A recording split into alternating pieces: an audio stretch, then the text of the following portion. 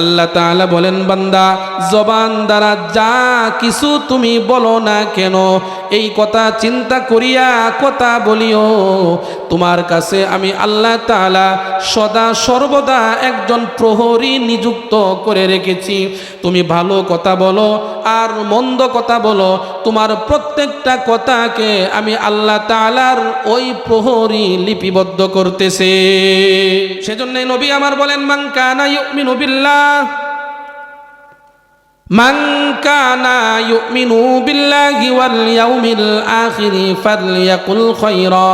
নবী আমার বলেন, যে ব্যক্তি দুনিয়া এবং আখিরাতের প্রতি ঈমান আনছে সে যেন ভালো কথা বলে, আর যদি ভালো কথা বলতে না পারে তাহলে সে যেন চুপ থাকে, সে যেন তার জবানের হেফাজত করে। যদি এইগুলো করতে পারে তাহলে তার জন্য সামনে সুসংবাদ আছে। নবীর একজন সাহাবী, নাম হলো উকবা ইবনে আমের রাদিয়াল্লাহু তাআলা আনহু।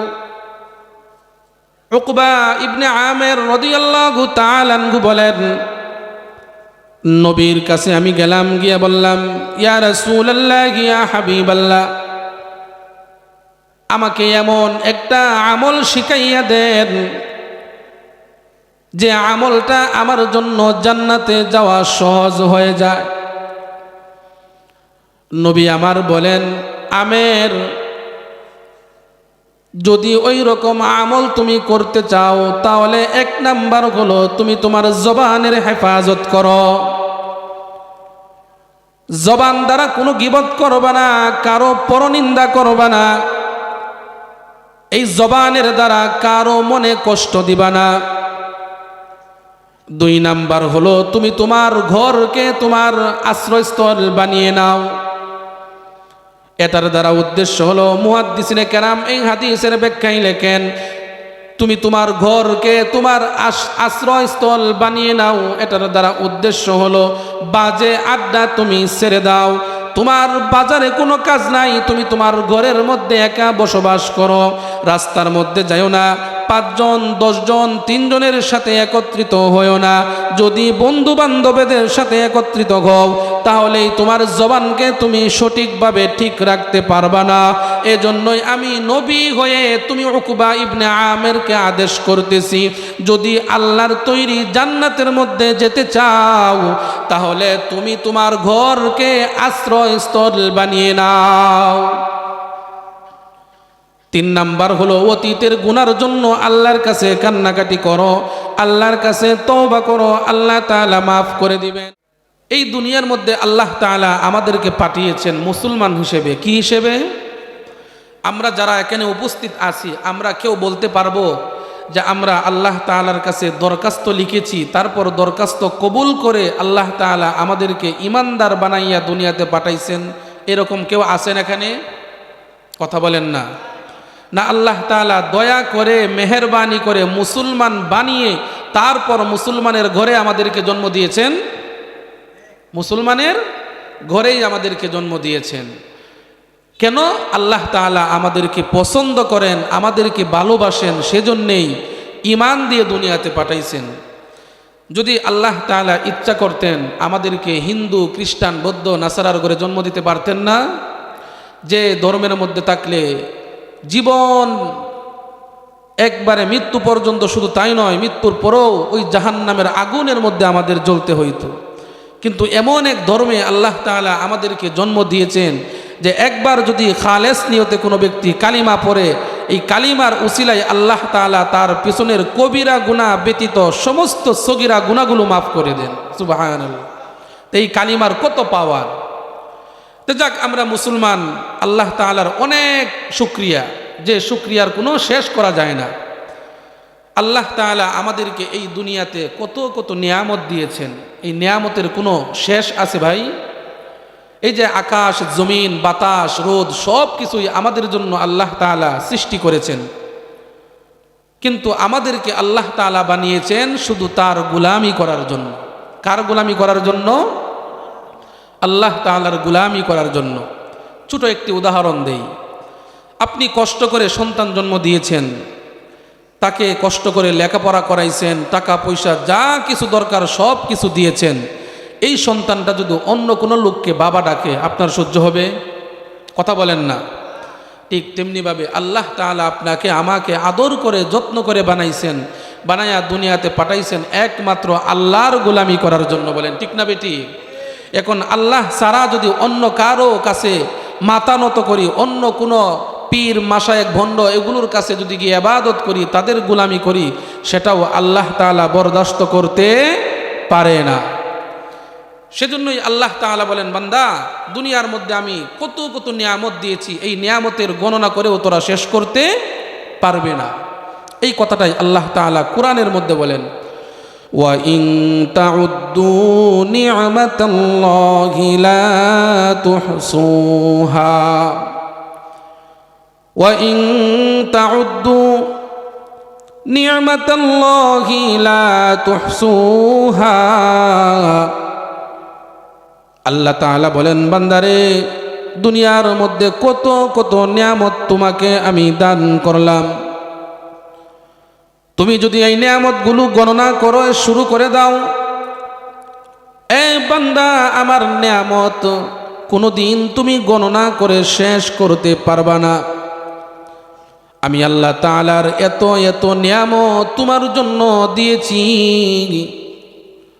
তুমি যে দিকেই লক্ষ্য করবা সেদিকেই আমি আল্লাহ তাআলার নিয়ামত তোমার সামনে উপস্থিত।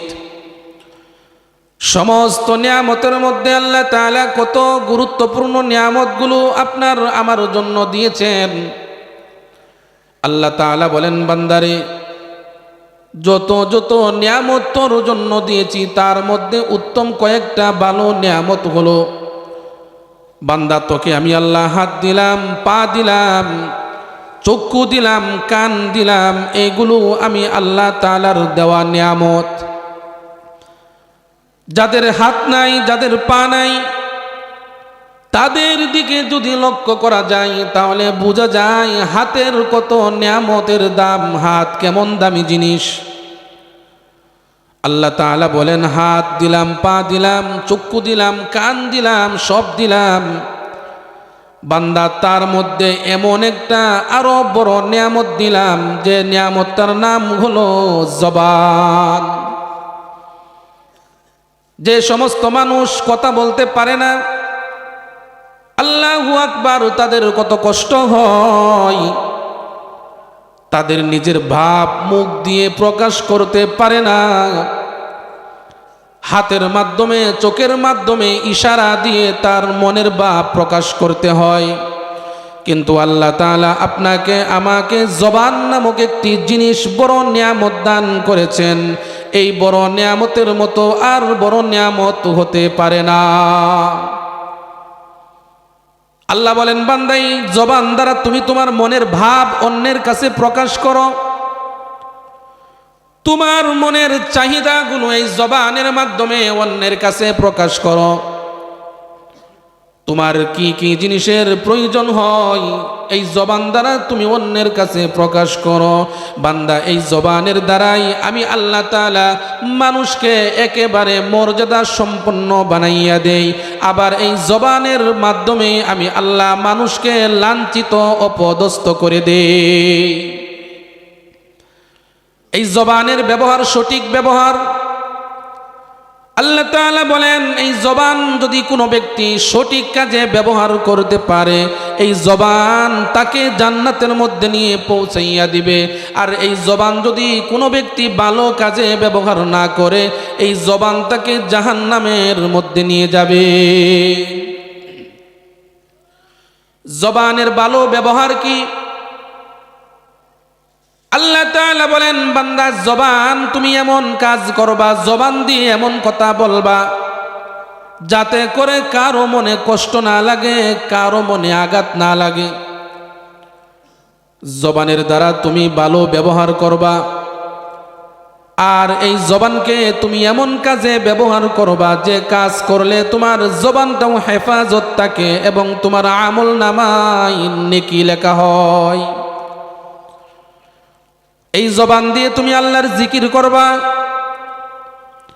এই জবান দিয়ে তুমি কোরআন হাদিস পড়বা, আবার এই জবান দিয়ে তুমি ভালো কাজ করবা, মানুষকে সৎ পরামর্শ দিবা। এটাই হলো তোমার জবানের ভালো কাজ, ভালো ব্যবহার। জবানের অপব্যবহার হলো গান শোনা, কটু কথা বলা, মিথ্যা কথা বলা, গীবত করা, পরনিন্দা করা, চুগলখড়ি করা। এইগুলো যদি আপনি আমি করি তাহলে এটা হবে জবানের অপব্যবহার।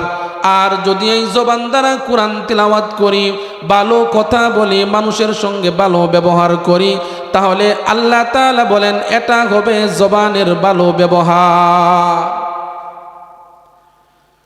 এই জবানকে আল্লাহ তাআলাও নিজে হেফাজত করেছেন।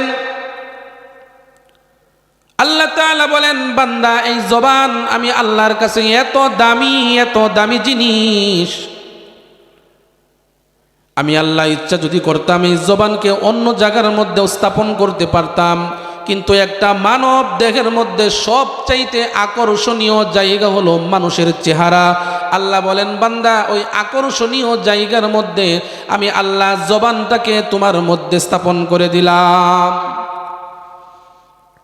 শুধু তাই নয়, আল্লাহ তাআলা আরো বলেন, বান্দা তোমার জবানটা আমি আল্লাহ তাআলার কাছে এত দামি, এই জবানকে আমি আল্লাহ তাআলা এমন জায়গার মধ্যে স্থাপন করলাম, চতুর্দিকে বাউন্ডারি দিয়ে, চতুর্দিকে শক্ত লোহার মতো জিনিসের মতো শক্ত জিনিস দিয়ে, ব্যারিকেড দিয়ে, তারপর আমি আল্লাহ তাআলা জবানকে স্থাপন করলাম যাতে করে বান্দা তুমি এই জবানের হেফাজত করো। আপনার আমার 32টা দাঁত, এই দাঁতের ভিতরে আল্লাহ তাআলা জবানকে স্থাপন করে দিলেন যাতে করে জবানের হেফাজত করি। জবান যদি হেফাজত না করতে পারি ভাই, তাহলে আপনার জাহান্নামে, আমার জাহান্নামে যাওয়ার জন্য এই জবানই যথেষ্ট হয়ে যাবে। আবার এই জবানেই যদি সঠিক ব্যবহার করতে পারি তাহলে এই জবানটাই আপনাকে আমাকে জান্নাতের মধ্যে পৌঁছাইয়া দিবে। হযরতে আবু হুরায়রা রাদিয়াল্লাহু তাআলা আনহু থেকে বর্ণিত হাদিস, হযরতে আবু হুরায়রা রাদিয়াল্লাহু তাআলা আনহু বলেন, আল্লাহর নবী বিশ্ব নবী রাহমাতুল লিল আলামিন সাল্লাল্লাহু আলাইহি ওয়াসাল্লাম একদিন আমাদের সমস্ত সাহাবায়ে কেরামদেরকে নিয়ে বসা ছিলেন। এমন অবস্থায় নবী আমাদেরকে জিজ্ঞেস করলেন, ও আমার সাহাবা, তোমরা কি জানো সবচেয়ে পৃথিবীর মধ্যে সবচেয়ে দরিদ্র ব্যক্তিকে এবং একদম গরিব ব্যক্তিকে? আবু হুরায়রা রাদিয়াল্লাহু তাআলা আনহু বলেন, ইয়া রাসূলুল্লাহ, ইয়া হাবিবাল্লাহ, আমরা তো জানি সবচেয়ে দরিদ্র ব্যক্তি হলো ওই ব্যক্তি যার কোনো টাকা পয়সা নাই, যার কোনো ধন সম্পদ নাই, যার কোনো অর্থ নাই, সেই হলো দরিদ্র ব্যক্তি। নবী আমার বলেন, ও আমার সাহাবা, না, তোমাদের উত্তর সঠিক হয় নাই। সবচেয়ে দরিদ্র ব্যক্তি হলো ওই ব্যক্তি যে নাকি কিয়ামতের ময়দানে আল্লাহ তাআলার সামনে নামাজ, রোজা, হজ, যাকাত, দান, সদকা সমস্ত আমল নিয়ে আল্লাহ তাআলার কাছে গিয়ে উপস্থিত হবে। কিন্তু উপস্থিত হলে কি হবে?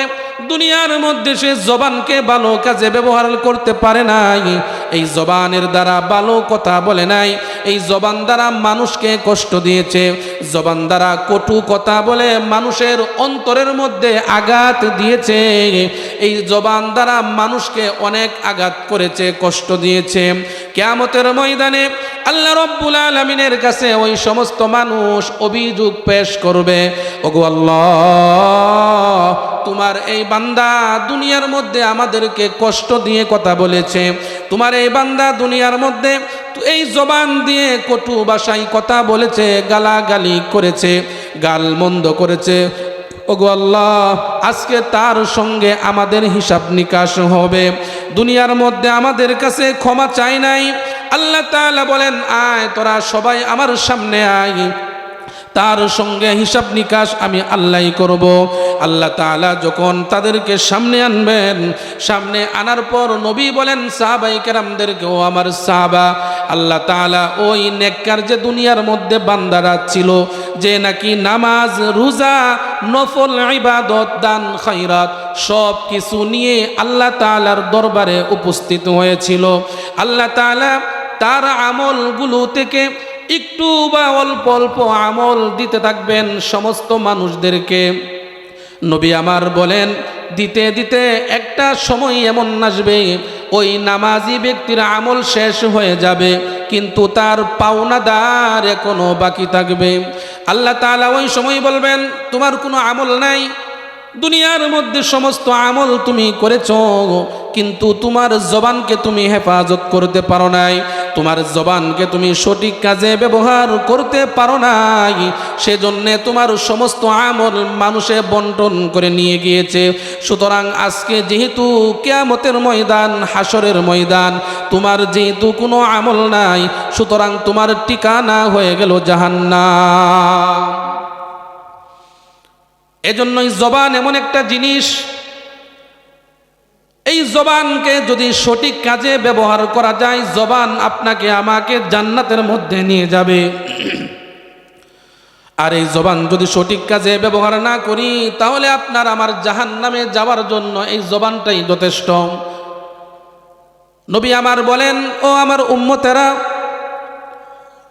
দুইটা জিনিসের জিম্মাদারি যদি তোমরা নিতে পারো, তাহলে আমি নবী তোমাদের জান্নাতে যাওয়ার জিম্মাদারি নিলাম। বলেন সুবহানাল্লাহ।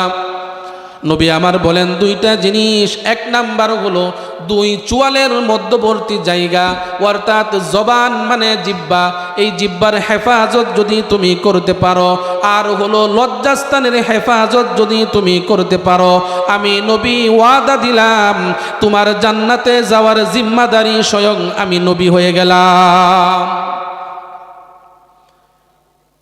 বর্তমান সময়ে জবান কেমন ব্যবহার হয়, এমন একটা জায়গা বাকি নাই যে জায়গার মধ্যে মানুষের দুশ্চর্চা করা হয় না। বলেন ঠিক না বেঠিক? আমাদের মুসলমানদের ইবাদতখানা হলো মসজিদ, ওই মসজিদের মধ্যেও এসে মানুষ কিন্তু আরেকজনের সমালোচনা করে, গীবত করে, তার জবানকে হেফাজত করে না, পরনিন্দা থেকে হেফাজত করে না, জবানকে সঠিক কাজে ব্যবহার করে না।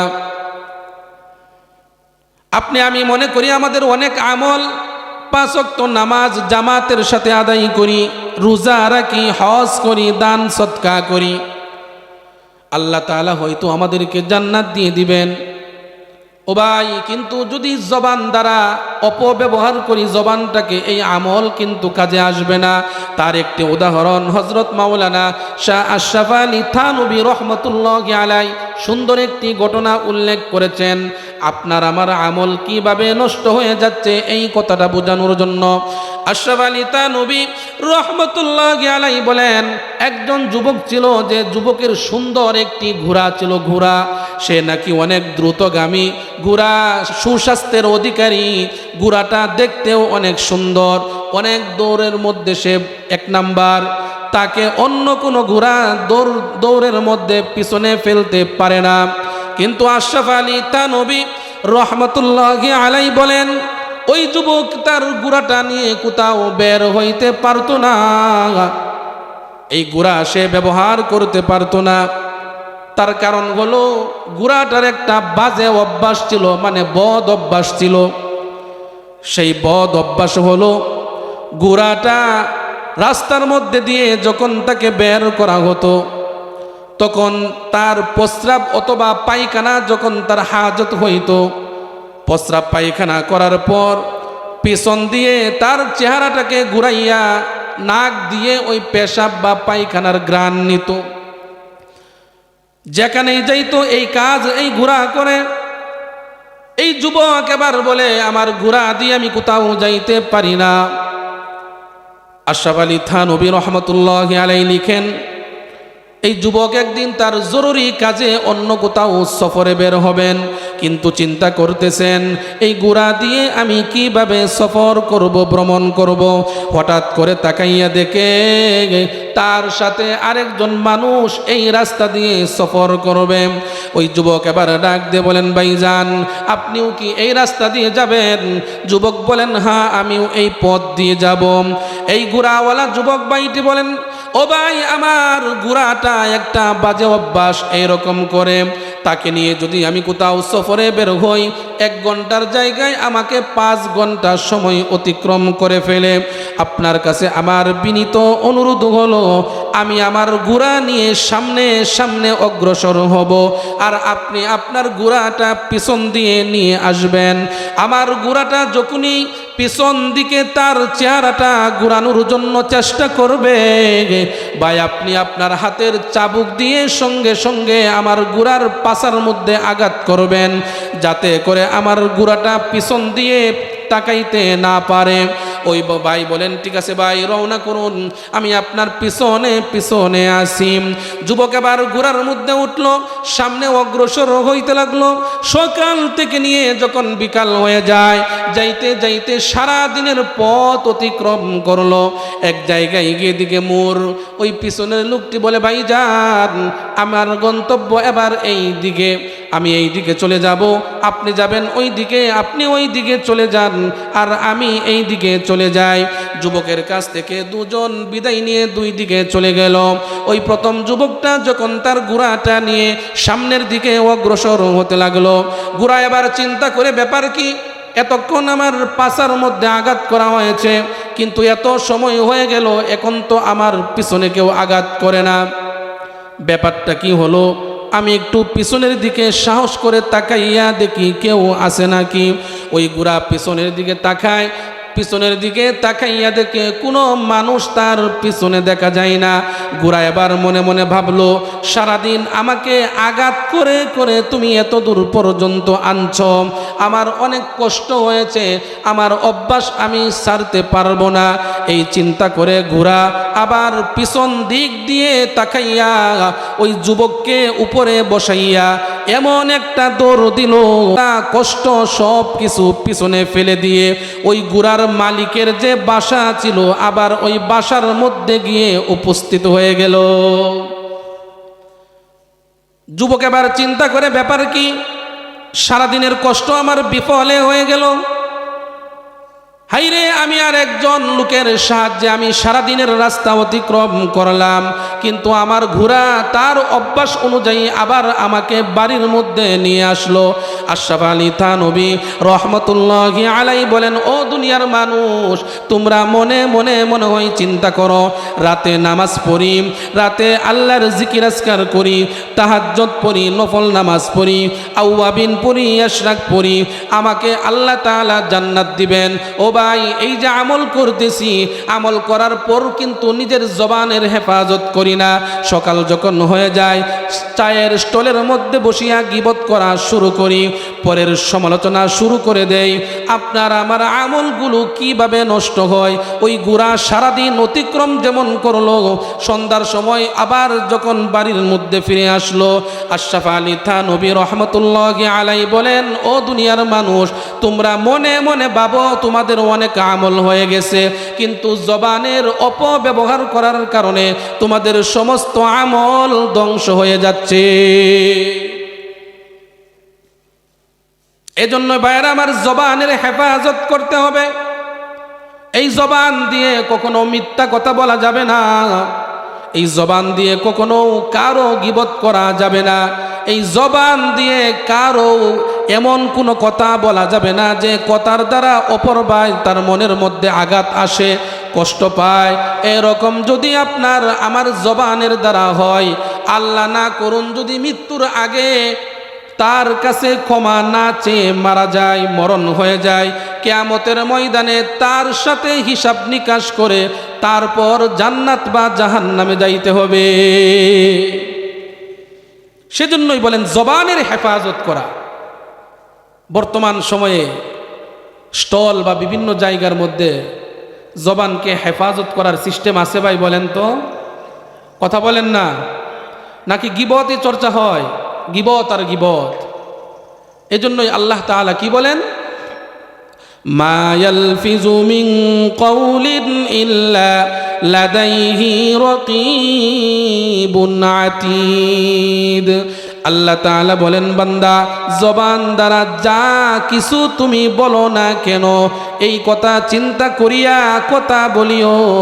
তোমার কাছে আমি আল্লাহ তাআলা সদা সর্বদা একজন প্রহরী নিযুক্ত করে রেখেছি। তুমি ভালো কথা বলো আর মন্দ কথা বলো, তোমার প্রত্যেকটা কথাকে আমি আল্লাহ তাআলার ওই প্রহরী লিপিবদ্ধ করতেছে। প্রত্যেকটা কথাকে লিপিবদ্ধ করা হচ্ছে, লেখা হচ্ছে। আপনি আমি হয়তোবা ভাববো কিভাবে লিখবে, আল্লাহ তাআলা এমন একটা সিস্টেম চালু করে দিয়েছেন, কিয়ামতের ময়দানে আপনি আমি ভাববো হয়তো এত কিছু করি নাই দুনিয়াতে, কিন্তু যখন আমল নামা পেশ করবে সব কিছুই সামনে উপস্থিত হয়ে যাবে। সেজন্য আমাদের জান্নাতে যাওয়ার ইচ্ছা আছে না নাই, নাকি জাহান্নামে যাব? আল্লাহ তাআলা আমাদেরকে জান্নাতে যাওয়ার তৌফিক দান করুন, বলেন আমিন। সেজন্য নবী আমার বলেন, মান কানা ইউমিনু বিল্লাহি ওয়াল ইয়াউমিল আখিরি ফালইয়াকুল খায়রা। নবী আমার বলেন, যে ব্যক্তি দুনিয়া এবং আখিরাতের প্রতি ঈমান আনছে সে যেন ভালো কথা বলে, আর যদি ভালো কথা বলতে না পারে তাহলে সে যেন চুপ থাকে, সে যেন তার জবানের হেফাজত করে। যদি এইগুলো করতে পারে তাহলে তার জন্য সামনে সুসংবাদ আছে। নবীর একজন সাহাবী, নাম হলো উকবা ইবনে আমের রাদিয়াল্লাহু তাআলা আনহু। উকবা ইবনে আমের রাদিয়াল্লাহু তাআলা আনহু বলেন, নবীর কাছে আমি গেলাম, গিয়ে বললাম, ইয়া রাসূলুল্লাহ, ইয়া হাবিবাল্লাহ,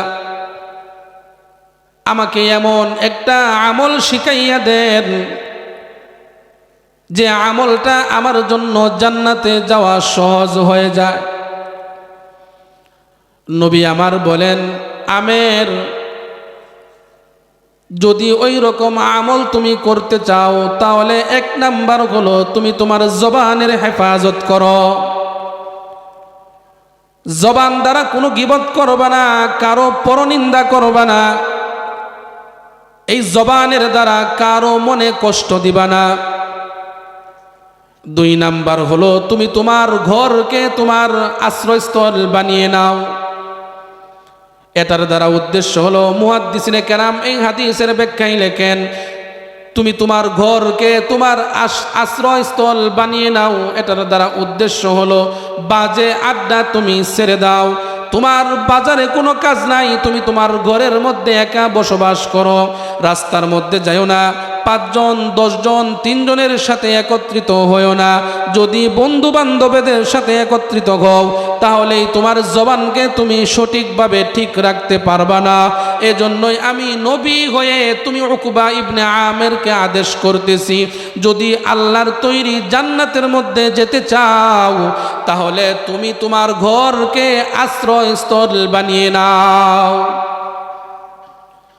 3 নাম্বার হলো অতীতের গুনার জন্য আল্লাহর কাছে কান্নাকাটি করো, আল্লাহর কাছে তওবা করো, আল্লাহ তাআলা মাফ করে দিবেন। হযরতে আবু হুরায়রা রাদিয়াল্লাহু তাআলা আনহু থেকে বর্ণিত,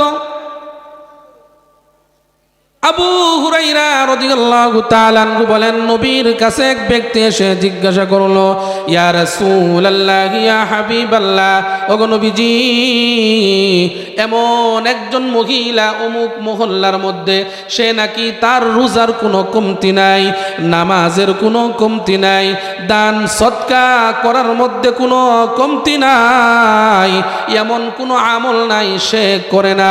ইয়া রাসূলুল্লাহ, ইয়া হাবিবাল্লাহ, কিন্তু এই মহিলার জবান দ্বারা কোনো এলাকার মানুষ নিরাপদ পায় না, তার জবান দ্বারা মানুষকে কষ্ট দেয়। এই মহিলার মুখের ভাষা এত খারাপ, ওই মানুষকে সে গালাগালি করে, মহিলার জবান দিয়ে মানুষকে কষ্ট দেয়। পুরা মহল্লাবাসী ওই মহিলার প্রতি নারাজ। ইয়া রাসূলুল্লাহ, ইয়া হাবিবাল্লাহ, আপনি ওই মহিলা সম্পর্কে কি বলেন? নবী আমার বলেন, ও আমার সাহাবা, ওই মহিলার যদিও আমল আছে, নামাজ আছে, রোজা আছে, দান সদকা সব কিছুই আছে, কিন্তু তার জবান সঠিক কাজে ব্যবহার না করার কারণে, প্রতিবেশী তার প্রতি নারাজ হওয়ার কারণে আল্লাহ তাআলা তার ঠিকানা জাহান্নামের মধ্যে লিখে দিয়েছেন।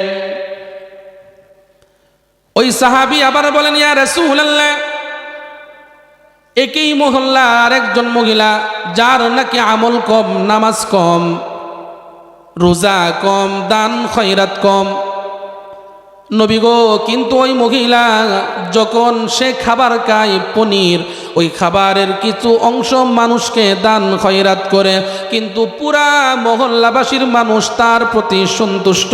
সে জবান দিয়ে কাউকে কষ্ট দেয় না, জবান দিয়ে কাউকে আঘাত করে না, জবান দিয়ে কারো গীবত করে না, জবান দিয়ে কারো পরনিন্দা করে না, জবান দিয়ে কারো চুগলখড়ি করে না গো নবীজি।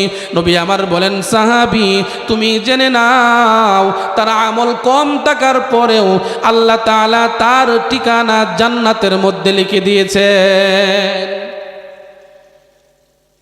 জবান এমন একটা জিনিস, এই জিহ্বায় আপনার আমার জন্য জান্নাত, আবার এই জিহ্বায় আপনার আমার জন্য জাহান্নাম।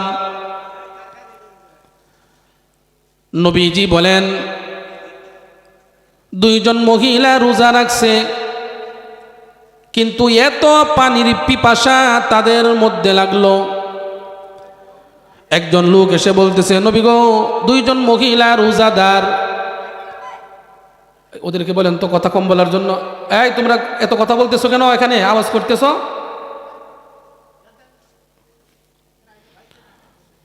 নবীর কাছে আয়েশা বলতেছে, ইয়া রাসূলুল্লাহ, ইয়া হাবিবাল্লাহ, দুইজন মহিলা রোজাদার যারা নাকি রোজা রাখছে, কিন্তু তাদের এত পানির পিপাসা লাগছে, পানির পিপাসায় তারা কাতর হয়ে যাচ্ছে। নবী আমার বলেন, দুইজন মহিলাকে খবর দাও আমার কাছে আসার জন্য, আমি তাদেরকে জিজ্ঞাসা করব। ওই দুইজন মহিলাকে খবর দেওয়া হলো। নবী আমার বলেন, দুইজন মহিলা আমি নবীর সামনে যখন আসলো, আমি বললাম, একটি পাত্র আনো, ওই মহিলাদের সামনে রাখো। পাত্র আনা হলো, দুইজন মহিলার সামনে রাখা হলো। নবী আমার বলেন, একজন মহিলাকে বললাম, ওই পাত্রের মধ্যে তুমি বমি করো। প্রথম একজন মহিলা বমি করলো, দ্বিতীয় মহিলাকে নবী আমার বললেন, তুমিও বমি করো। দ্বিতীয় মহিলাও বমি করলেন। নবী আমার বলেন, ওই দুইজন মহিলার বমির দিকে তাকাইয়া আমি লক্ষ্য করলাম, ওই বমির সাথে পুজ, কফ এবং রক্ত, তার সাথে গোশতের টুকরা বের হয়ে আসলো। সাহাবায়ে কেরাম মারজ করলেন, ইয়া রাসূলুল্লাহ, ইয়া হাবিবাল্লাহ, ব্যাপার কি? নবী আমার বলেন, সাহাবীরা রে, এই দুইজন মহিলা রোজা রাখছে ঠিক আছে, সেহরিও খাইছে, হালাল জিনিস খেয়েছে, তাও ঠিক আছে, কিন্তু এই দুইজন মহিলা হালাল জিনিস খাইয়া রোজা রাখছে, তার মধ্যে কোনো সন্দেহ নাই, রোজা রাখার পর হারাম জিনিসটা ওরা ছাড়তে পারে নাই। সাহাবায়ে কেরাম মারজ করলেন, ইয়া রাসূলুল্লাহ, ইয়া হাবিবাল্লাহ, হারাম জিনিস দ্বারা উদ্দেশ্য কি? নবী আমার বলেন, সাহাবা, তারা রোজা রেখে মানুষের গীবত করেছে, রোজা রেখে মানুষের পরনিন্দা করেছে, রোজা রেখে শিকায়াত করেছে, এই জন্যই তার বমির সঙ্গে গোশতের টুকরা বের হয়ে এসেছে। এই কথাটাই আল্লাহ তাআলা বলেন, ও দুনিয়ার মানুষ, সাবধান সাবধান, জবানের হেফাজত করবা, জবানের হেফাজত করবা। এই জিহ্বাকে যদি তুমি ভালো কাজে ব্যবহার করতে পারো, তোমার জন্য ভালো কাম, দুনিয়ার মধ্যেও সফল কাম, মৃত্যুর পরেও তোমার জন্য কল্যাণকর। আর যদি এই জবানকে তুমি ভালো কাজে ব্যবহার করতে না পারো, তাহলে এই জবান তোমাকে জাহান্নামের মধ্যে নিয়ে যাবে। আল্লাহ তাআলা জানায় দিয়েছেন, ইয়া আইয়ুহাল্লাযীনা আমানু ইজতানিবু কাসীরাম মিনাজ-যন্ন ইন্না বা'দাল-যন্নি ইসমু ওয়া লা তাজাসসু ওয়া লা ইয়াগতাব বা'দুকুম বা'দা আইয়ুহিব্বু আহাদুকুম আন ইয়াকুলা লাহমা আখিহি মাইতান ফাকারিহতুমু ওয়াত্তাকুল্লাহ ইন্নাল্লাহা তাওয়াবুর রহিম। আল্লাহ তাআলা বলেন, ও দুনিয়ার ঈমানদারেরা, ইজতানিবু কাসীরাম মিনাজ-যন, তোমরা অধিক ধারণা থেকে বেঁচে থাকো, অধিক ধারণা। ইন্না বা'দাজ-যন্নি ইসমুন, নিশ্চয় ওই অধিক ধারণার মধ্য থেকে কতক ধারণা হলো গুনাহ। ওয়ালা তাজাসসু ওয়ালা ইয়াগতাব বা'দুকুম বা'দা, সাবধান সাবধান, একজন আরেকজন দুইজন মানে একে অপরের দোষ চর্চা করবা না, অন্যের দোষ তালাশ করবা না, অন্যের দোষ অনুসন্ধান করবা না। আয়ুহিব্বু আহাদুকুম আইয়াকুলা লাহমা আখিহি মাইতান ফাকারিহতুমু, তোমাদের মধ্যে কি তোমরা পছন্দ করো যে তোমরা তোমাদের মৃত ভাইয়ের গোশত ভক্ষণ করবা? ফাকারিহতুমু, অবশ্যই না, তোমরা তাকে অপছন্দ করো। কোনো মানুষ চায় না তার মৃত ভাইয়ের গোশত ভক্ষণ করতে। মৃত মানুষের গোশত খাওয়া জায়েজ নাকি হারাম? আরো জোরে বলেন, জায়েজ নাকি হারাম? এজন্যই আল্লাহ বলেন, আইয়ুহিব্বু আহাদুকুম আইয়াকুলা লাহমা আখিহি মাইতান ফাকারিহতুমু ওয়াত্তাকুল্লাহ ইন্নাল্লাহা তাওয়াবুর রহিম। আল্লাহ রব্বুল আলামিন জানায় দিয়েছেন, ও মানুষ, যেমন তোমরা একজন আরেকজন মৃত মানুষের গোশত খাইতে পছন্দ করো না, ঠিক তেমনি ভাবে তোমরাও একজন আরেকজনের বদনাম করবা না, গীবত গাইবা না, পরনিন্দা করবা না, শেকায়েত করবা না, চুগলখড়ি করবা না। যদি এইগুলো করো তাহলে আমি আল্লাহ তাআলার কাছে তুমি ধরা খায়া যাইবা, তোমার পরকাল নষ্ট হয়ে যাবে, তোমার আমলগুলো নষ্ট হয়ে যাবে। নবীজি বলেন, আমি একদিন এক সফরের দিকে রওনা হলাম। হঠাৎ করে দুইটা কবরের পাশে গিয়ে নবীজি দাঁড়ায় গেলেন।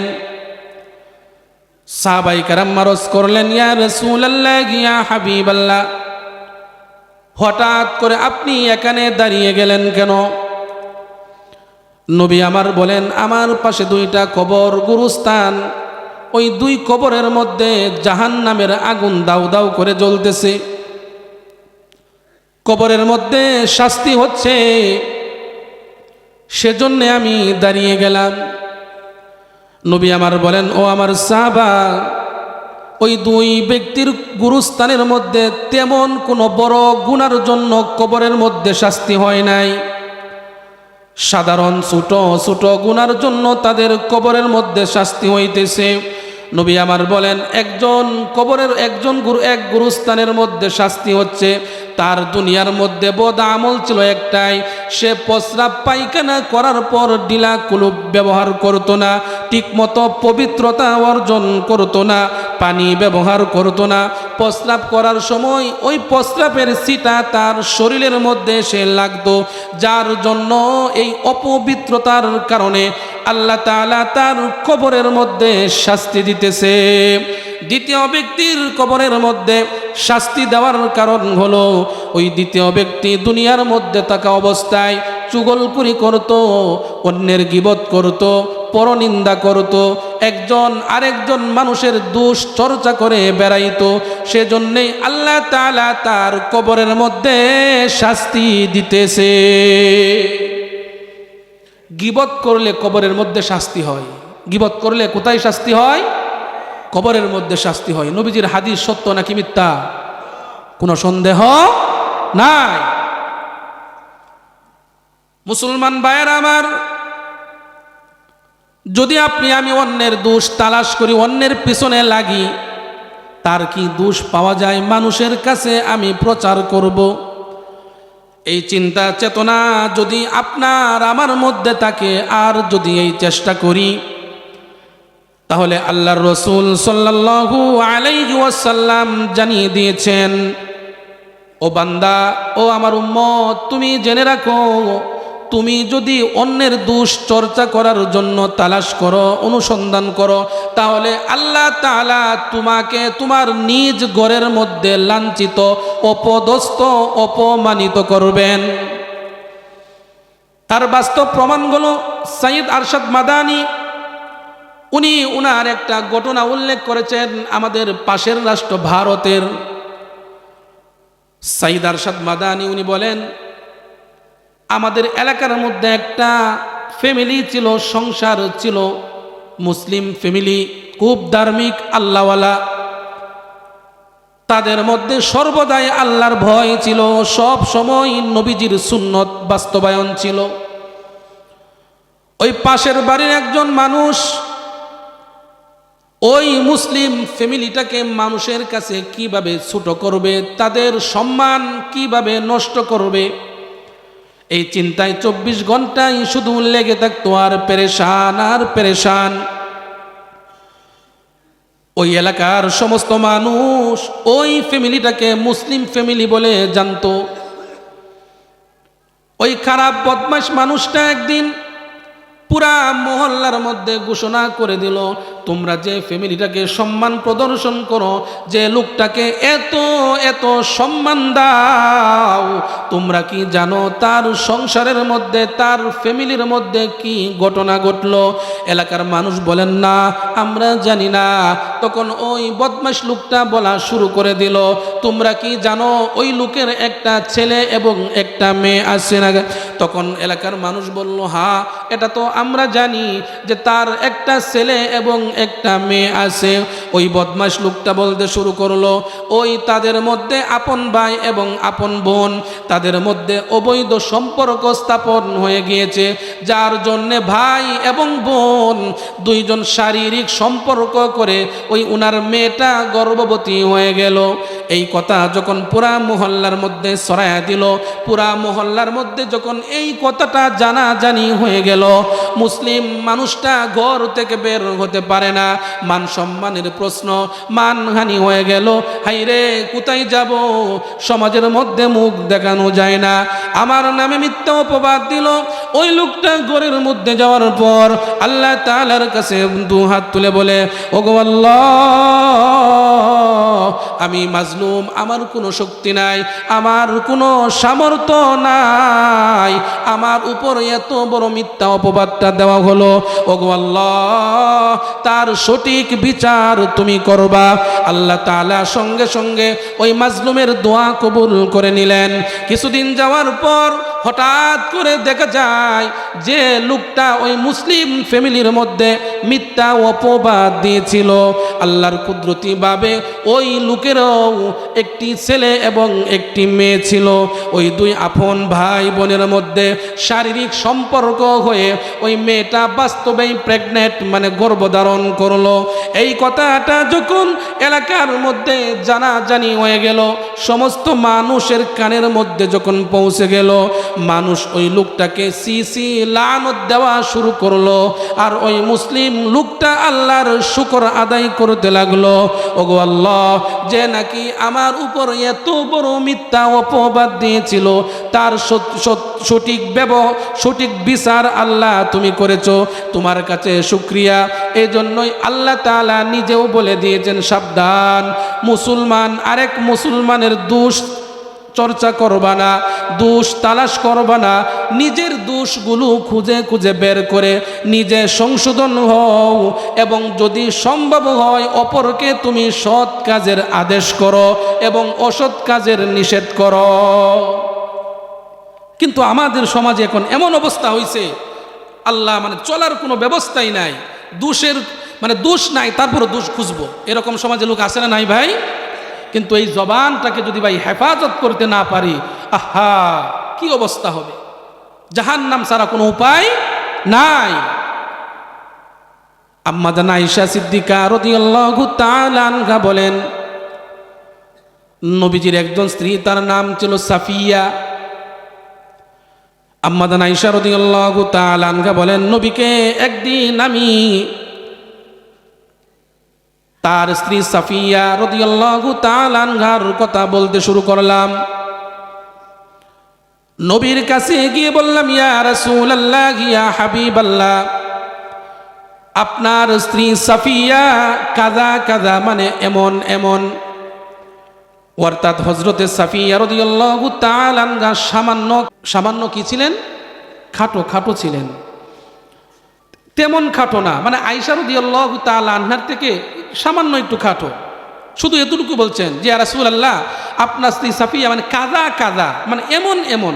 এমন এমন দ্বারা উদ্দেশ্য হলো মানে একটু খাটো।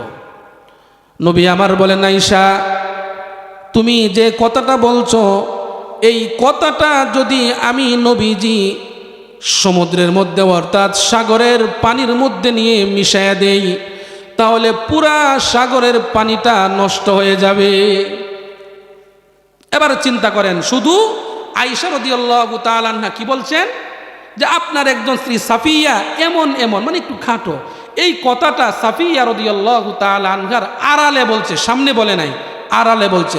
কিন্তু নবী বললেন, আয়েশা, তুমি এমন একটা কথা বলছো, এই কথাটা যদি আমি সাগরের পানির মধ্যে নিয়ে মিশিয়ে দেই, এই তোমার এই কথাটা বলার কারণে পুরা সাগরের পানিটা বিষাক্ত হয়ে যাবে।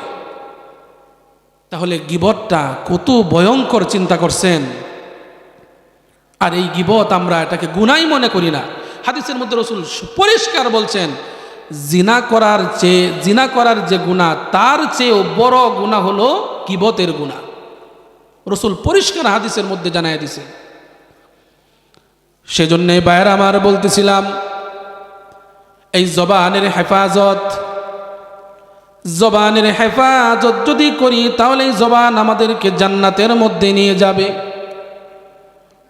আর এই জবান যদি সঠিক কাজে ব্যবহার না করি, তাহলে জবান আপনাকে আমাকে জাহান্নামের মধ্যে নিয়ে যাবে। চুগলখুরি যারা গীবতকারী, তাদের শাস্তি হাদিসের মধ্যে রাসূল পাক সাল্লাল্লাহু আলাইহি ওয়াসাল্লাম ইরশাদ করেন, নবী আমার বলেন, আল্লাহ রাব্বুল আলামিন আমাকে যখন দাওয়াত দিয়ে মেরাজের রাত্রে আল্লাহ তাআলার বাড়ি আরশে আজিমে নিয়ে গিয়েছিলেন। আল্লাহ তাআলার সঙ্গে কথোপকথন করে যখন আমি দুনিয়ার বুকে চলে আসব, আল্লাহ রাব্বুল আলামিন জিবরাইল আলাইহিস সালাতু ওয়াস সালামকে আদেশ করলেন, ও জিবরাইল, আমার বন্ধু তো মেহমান হিসেবে আমার বাড়িতে আসছিল, আমার বন্ধু এখন দুনিয়ার বুকে তার বাড়িতে চলে যাবে। ও জিবরাইল, আমার বন্ধুকে জান্নাত এবং জাহান্নাম তুমি পরিদর্শন করাও। আমার বন্ধু জান্নাত দেখবে, আমার বন্ধু জাহান্নাম দেখবে, তুমি সবগুলোকে তুমি পরিদর্শন করাও। নবী আমার বলেন, জিবরাইল আলাইহিস সালাতু ওয়াস সালাম আমাকে নিয়ে যখন জাহান্নাম পরিদর্শন করায়, আমি যাইতে যাইতে সামনের দিকে যখন অগ্রসর হতে লাগলাম, হঠাৎ করে একজন ব্যক্তি আমার সামনে উপস্থিত হয়ে গেল। ওই ব্যক্তিকে আমি দেখলাম তার শরীরের মধ্যে দুইটা হাত, আর ওই দুই হাতের নখগুলো এত এত লম্বা, এত বড়, আর এই নখগুলো দিয়ে তার চেহারার মধ্যে চিমটাচ্ছে, খামচাইতেছে, গোশতগুলো আলাদা পৃথক করে ফেলতেছে, আর ওই চেহারা থেকে তার রক্ত বের হচ্ছে। আমি নবী জিবরাইলকে জিজ্ঞাসা করলাম, ও ভাই জিবরাইল, এই লোকটার এই অবস্থা কেন? তার চেহারা গোশতগুলো কেন এরকম করতেছে, আর তার হাতের নখগুলো কেন এত বড় বড়? জিবরাইল আলাইহিস সালাতু ওয়াস সালাম বলেন, ইয়া রাসূলুল্লাহ, ইয়া হাবিবাল্লাহ, এই বান্দাটা দুনিয়ার মধ্যে যখন সে ছিল, তখন সে মানুষের গীবত করত, মানুষের গোশত খাওয়াকে সে পছন্দ করত। সে একের দোষ অন্যের কাছে গিয়ে বলতো, একজনের উপর মিথ্যা অপবাদ দিত। দুনিয়ার মধ্যে এই রকম করার কারণে আল্লাহ তাআলা তাকে জাহান্নামের মধ্যে এই শাস্তিটা দিতেছে। নিজের নখ এত লম্বা যে নখ দিয়ে নিজের চেহারার গোশতগুলো খামচিয়ে চিমটিয়ে কষে ফেলে দিতেছে। এটা রাসূল সরাসরি বলছেন যে গীবত যারা করে, পরনিন্দা যারা করে, মানে একজনের দোষ আরেকজনের কাছে বলে, আর এই দোষগুলোকে চর্চা করে মানুষের মাঝে মানে বিস্তার লাভ করে, ওদের শাস্তি কিয়ামতের দিন ভয়াবহ হবে। প্রত্যেকটা গুনাহ যে আমরা করি, প্রত্যেকটা গুনার জন্য 8টা করে সাক্ষী উপস্থিত। কয়টা করে সাক্ষী উপস্থিত? 8টা করে সাক্ষী উপস্থিত প্রত্যেকটা গুনার জন্য। 1 নাম্বার হলো জমিন, যে জমিনের মধ্যে দাঁড়াইয়া আপনি আমি গুনাহ করি, ওই জমিন কিয়ামতের ময়দানে আল্লাহ তাআলার কাছে অভিযোগ করবে, আপনার আমার বিরুদ্ধে সাক্ষী দিবে। এই কথাটাই আল্লাহ তাআলা বলেন, ইয়াউমা ইযিন তুহাদ্দিসু আসবারহা বিআন্না রাব্বাকা আওহা লাহা।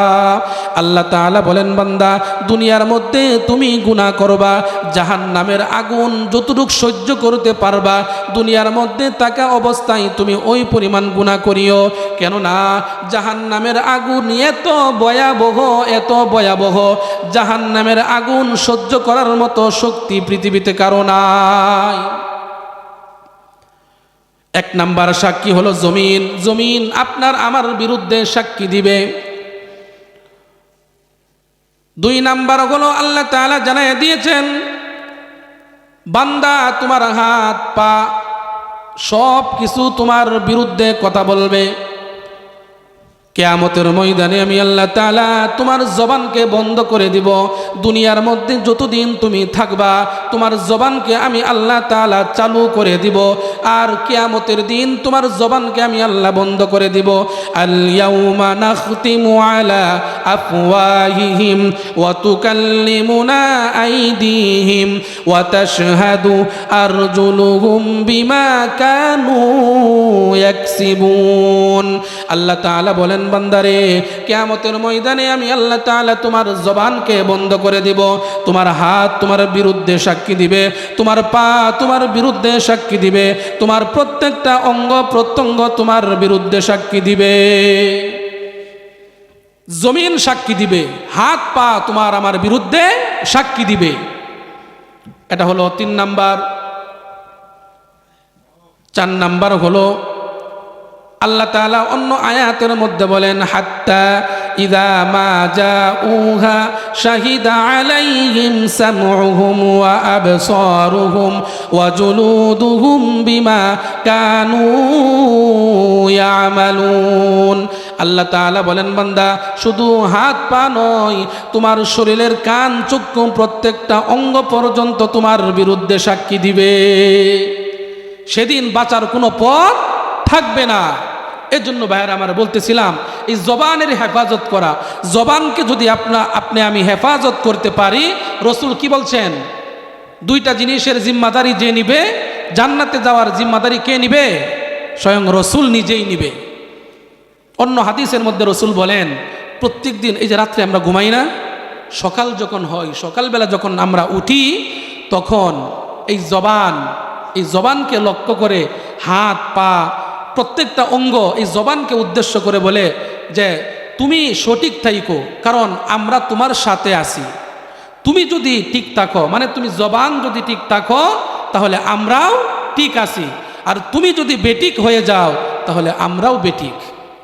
এজন্য ভাইয়ের আমার বারবার বলে যাচ্ছি, গীবত করব না, অন্যের দোষ স্টলে বসে আড্ডা দিতে গিয়ে অন্যের দোষ চর্চা করব না। যদি এইগুলো করি ভাই, কত ভয়াবহ শাস্তি যার কোনো হিসাব নাই। সেই জন্য অনেক রাত হয়ে গেছে। হ্যাঁ, আল্লাহ তাআলা যেন আমাদেরকে গীবত মুক্ত, কি মুক্ত ভাই?